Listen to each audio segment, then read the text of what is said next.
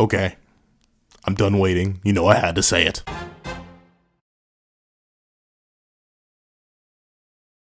Thank you to our final patrons, Strawbones, Order4765, Midnight Gem Lord, Sean, and Artgoon. And a very big thank you to our $25 patron, Alex Ice Rose. Now, for this breakdown / discussion on the Tristan Platoon and how they're kind of booty cheeks. Please remember to leave your own thoughts on the Tristan Platoon in the comment section down below. Leave a like and subscribe if you haven't already. Also, hit that little notification bell so you miss out on any videos that come to the channel. Also, I do have a Patreon down below. You support result as $1 down like this videos, early content, and more. You also now become a member of the channel for result as $3 a month to get the same perks and more. Now, let's hop into the discussion. What's up, guys? Old Pencil here, and here we are to talk about the Tristan Platoon and how they're kind of, how do I put this nicely, awful.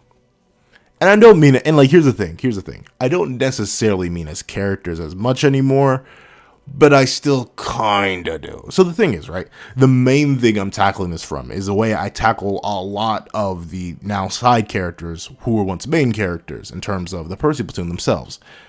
They're kind of irrelevant, power-wise. I think that's just the thing that we all have to accept. Heck, arguably enough right now with the current setup we have, a majority of the knights themselves are pretty irrelevant power-wise. If we're going by the gap between the strongest and the second strongest, yeah, they're kind of like all worthless. But even specifically within their subsection, within their little tiny pocket of creation, the Tristan Platoon is kind of just booty meat, like strength-wise.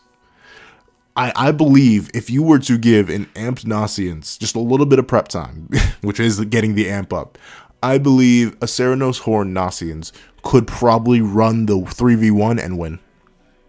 Bro was kind of going bonkers against the Carrion Eater, I won't lie. He was kind of giving Elgin the work. He just blitzes over them, withers them, and immediately knocks them out. I think that's a GG. Or Henbane and Belladonna's them. Henbane and what? Henbane and Belladonna's them and immediately GG's them. What was that thing where he literally just knocked everyone out? Everyone needs to breathe. Kind of literally needs to use his little special spells, which he can't use if he's asleep. Gets GG'd. Donnie literally just throws them all. Like, legitimately, if Donnie came in actually aggressive, it wasn't just trying to stop them from attacking Percival. If he threw that barrel at any one of their heads, I'm pretty sure that's a GG. If he threw any one of them to hit their heads, I'm pretty sure that's a GG. The only one of the Percival Platoon who kind of gets rough stomped, like maybe even in a one-on-one. I mean, maybe, no, because I don't think Percy could sense magic outside of the dome he was in. So legitimately, Anne is the only one who kind of gets GG'd. Because I don't know, I don't have anything for her that puts her above the rest of the group. But even then, Anne has utility. Anne has utility. When Lance is gone, now that we're splitting up into groups, the ability to tell who is lying or who is hiding something is going to be very important for the Four Knights, especially considering their specific group of the Four Knights is super duper naive. Like, Donnie, naive. Nasians, naive. Anne, naive. Gawain, definitely naive. Percival, the ultimate naive. So obviously, her ability in the long run, even if she's not useful on a power front, she can be useful on a dissection front, helping people out. Because when I thought Lance was traveling with the group, he kind of invalidated Anne. But since they are splitting up, Anne's power could be extremely useful. But like, think about it.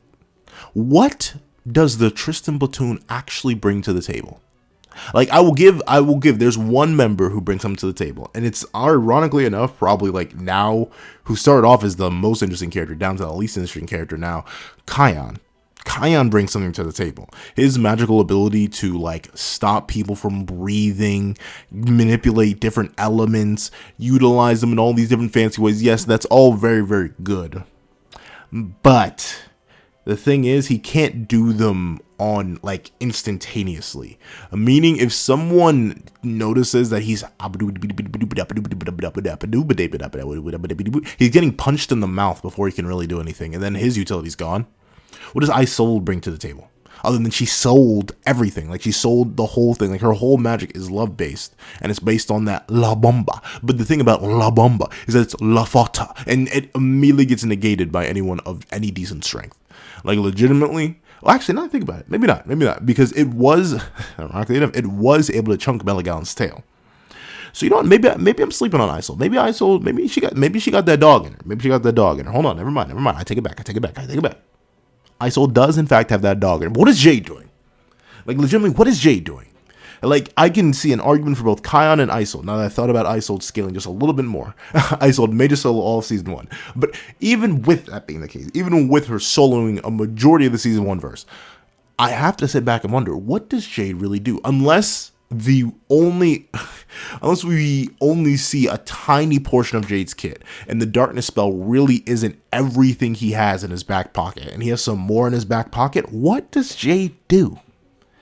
I don't know. He seems, but then again, he's once again just a victim of poor matchups. Like, he went against Jericho, likely Chaos Amped Knight of Camelot, who is way more experienced than him, and that's his only fight, except when he jumped Percival, who wasn't even trying to fight him. So maybe Jade is combat viable in a way that I just haven't seen yet, but overall, the Percival Platoon is just an overall better fit. They either have better abilities that compensate for the weaknesses of their leader, and or they have more power, and or they're just better. Meanwhile, the Tristan Platoon is kind of in this really awkward spot where Tristan kind of just backpacks without any of their input. And to be fair, there were times a lot in the previous series where certain characters would just backpack without any external influence or help or anything like that. But at least when that was happening, then it was like somewhat excusable, and there was a possibility of things getting better. I'm mainly thinking about a lot of the times where King would come out and save Diane, or Gotha would need to be saved, or like any of the weaker sins would really need to be stepped in by Meliodas or something like that. But even with that being the case, they were the 7 deadly sins. I could believe that they were going to get stronger one way or another. I have no faith in any of our like secondary main cast members to get stronger, or at least to a point of like actual combat relevancy. Like, sit down and look at me dead in the eyes. Like, hypothetically, maybe Nasians. Maybe Anne could have a magical awakening. Maybe Donnie can like level up his telekinesis magic. But look me dead in the face and tell me that you believe that Kion is going to become even a 10 commandment level threat. Let's not even talk about a 7 deadly sins level threat. A 10 commandment level threat. Do you believe that?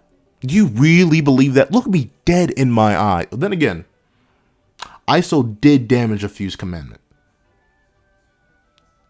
The power creep is kind of crazy when I think about it. That 1 feat actually kind of messes with me. Because how did she do that?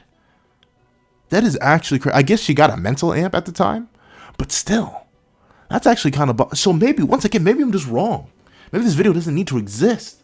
Because if Isold is already commandment tier, like literally has to be above commandment tier, damage a fused commandment, maybe the Tristan Platoon is all right. Because that's literally a better feat, or at least a better like quantifiable feat than anything anyone else has. Like out of the side cast at least. Like obviously, I mean, ironically enough, because she knocked, that is an even better. Isold is currently stronger than Gawain.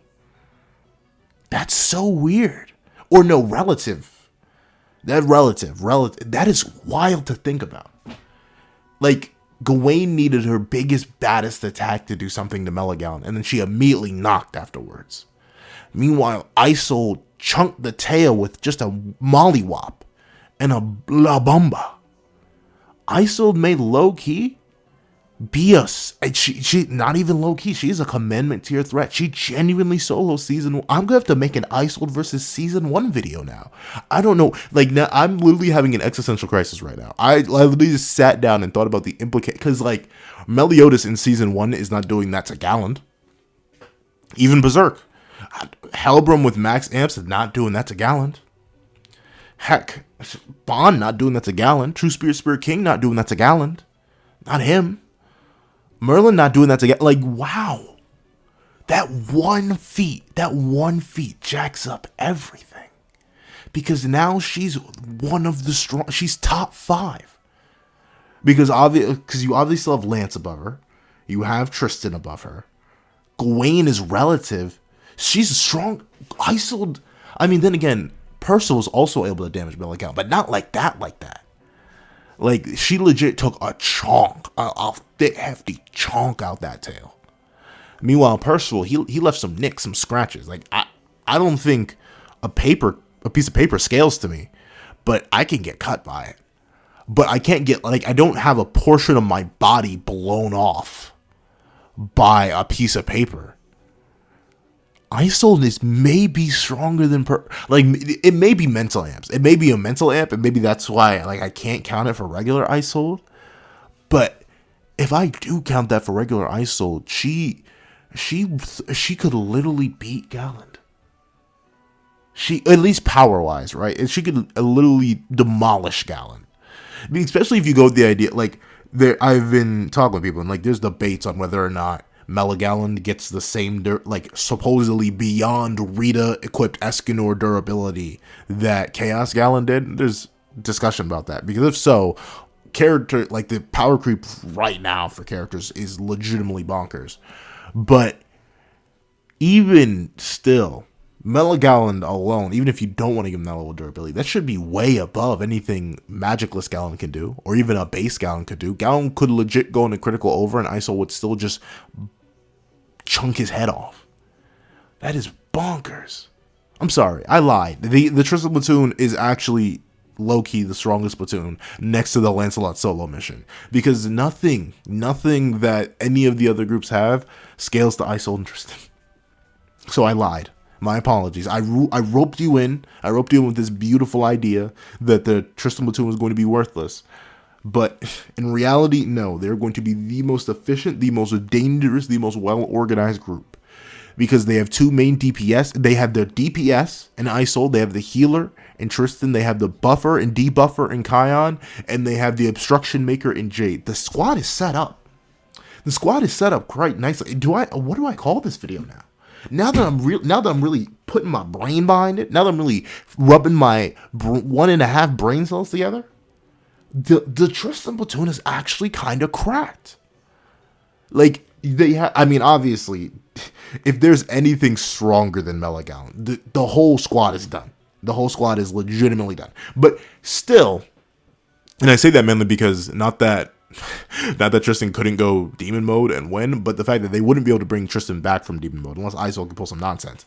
So if someone of decent strength shows up, the squad is still done. But right now, if we were to run the ones, probably between not even just the Percival Platoon, but the Percival Platoon plus Gawain and the Tristan Platoon, with Isold's one crazy amount of scaling, Nasian's needing prep time to really get into a state that allows him to casually body bag. And I take back everything I ever said badly about the Tristan Platoon. They're actually secretly goated. However, that's what I think. Please, what you guys think in the comment section down below. Thank you guys for watching. Please do like, share, comment, and subscribe. Because a little notification supposed to miss out on any videos that come to the channel. Also, I do a page down below. You support result as $1 down below. Exclusive videos, early content, and more. You also now become a member of the channel for as little as $3 a month to get the same perks and more. Now, thank you guys for watching once again, and I hope you guys have a wonderful day. This is That Guy with the Pencil, writing off.